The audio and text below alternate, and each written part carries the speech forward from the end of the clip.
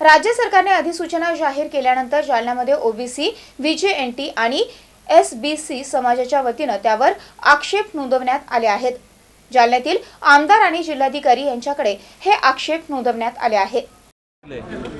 आज आम्ही सामूहिक सकल ओबीसी समाजाच्या वतीने जिल्हाधिकारी साहेबांना जे 26-27 तारखेला मराठा समाजाला ओबीसी मध्ये घुसवण्यासाठी जो GR काढला गेला त्याला हरकत म्हणून 16 फेब्रुवारीपर्यंत तारीख दिली। त्या संदर्भात आज आम्ही सकल ओबीसी समाज बांधवांच्या वतीने आज जिल्हाधिकारी साहेबांना हरकतीचं निवेदन दिलंय आणि यानंतर आम्ही लोकप्रतिनिधींना म्हणजे या भागाचे खासदार असतील यांना सुद्धा आमदार असतील यांना सुद्धा देणार आहोत। आज प्रत्येक तालुक्यामध्ये प्रत्येक तहसीलदारांना निवेदन दिलेत आणि प्रत्येक तालुक्याच्या आमदारांना सुद्धा ओबीसी बांधवांच्या सकल ओबीसी बांधवांच्या वतीने निवेदन देण्यात आले। आज सकल ओबीसी समाज जालन्यातर्फे जिल्हाधिकारी साहेबांना माननीय मुख्यमंत्र्यांसाठी एक निवेदन देण्यात आलेलं आहे।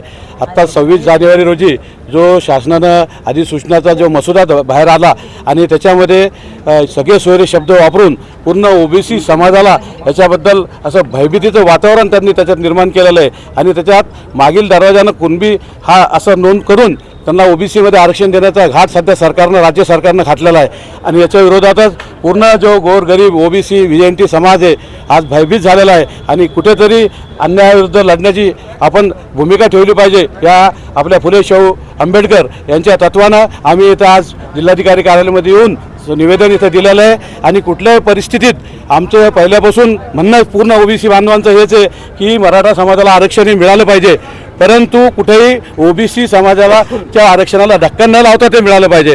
परंतु या सरकारनं शेवटी ओबीसी समाजाला धोका दिला आणि त्यांनी सरळ कुणबी हा शब्द मार्ग काढून त्याच्यामध्ये ओबीसी घुसवण्याचा त्यांचा हा डाव आम्ही कदापि ओबीसी समाज सहन करणार नाही। येणाऱ्या काळामध्ये आम्ही जेवढ्या आमच्या हरकती आहे त्या सर्व ओबीसी बांधवामार्फत पूर्ण शासनाला हरकती आम्ही देऊ आणि हे शासनाचा हा डाव आम्ही कधीही यशस्वी होऊ देणार नाही।